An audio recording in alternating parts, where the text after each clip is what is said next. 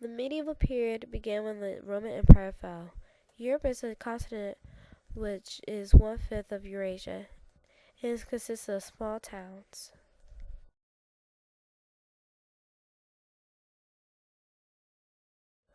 Monks and nuns lived in isolated communities. They grew their own food and translated religious texts. Monks prayed and studied the Bible. A monk's duty was to study and pray. Their vows included chastity, poverty, and obedience.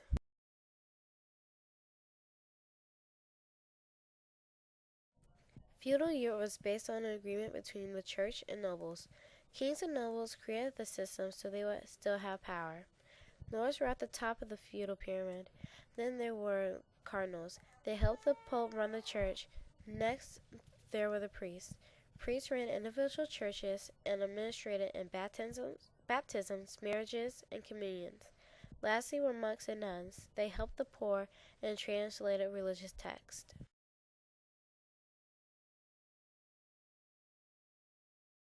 Charlemagne expanded the European empire. He created a highly organized empire and established new laws to keep order. He also employed landowners and expanded Christianity. But after his death in 814, his grandsons fought each other for control. Since they weren't in an agreement, the kingdom split into two, and the kingdom grew weak.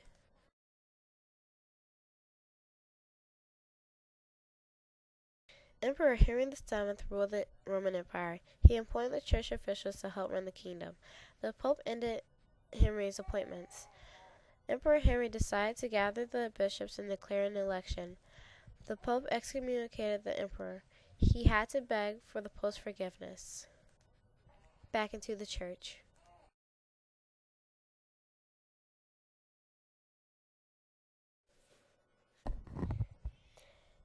The church captured Palestine, which included Jerusalem, in 1701. Jerusalem was sacred to Jews, Christians, and Muslims. The Seljuk Turks made the Christian pilgrimage nearly impossible. The Turks attacked the Byzantine Empire, which led to the First Crusade in 1096. In 1096, European armies departed for the Byzantine capital, Constantinople, with lack of supplies left several dead. Christian forces captured Jerusalem in 1099. The Christians divided the land into four parts: Antioch, Edessa, Tripoli, and Jerusalem.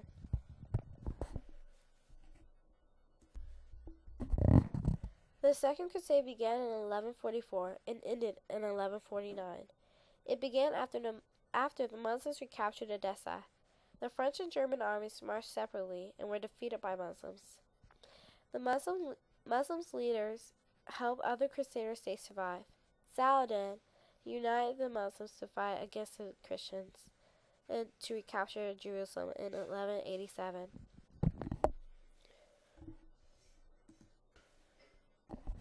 The Pope called the Third Crusade, which began in 1189 and ended in 1192, to recapture Jerusalem, the Holy Land.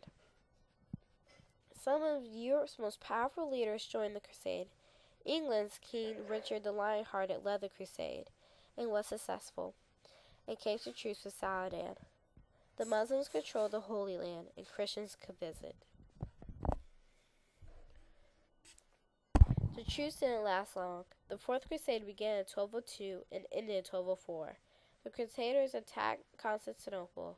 The Pope was very angered by the attack on the Christian cities, but couldn't do anything to stop them.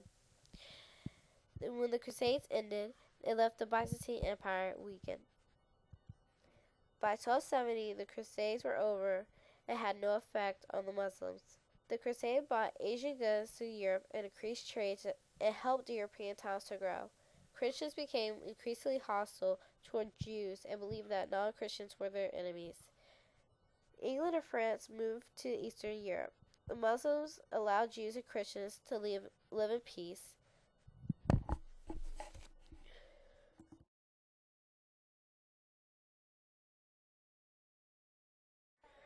Two-thirds of Europe's population died from this deathly epidemic known as the bubonic plague, or also known as the Black Death. This impacted three different continents: Asia, Europe, and North Africa. Wars were stopped and trade declined.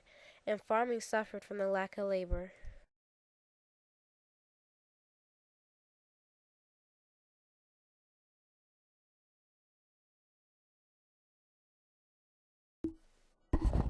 King John rose to power in 1199 after the death of his brother King Richard the Lionhearted.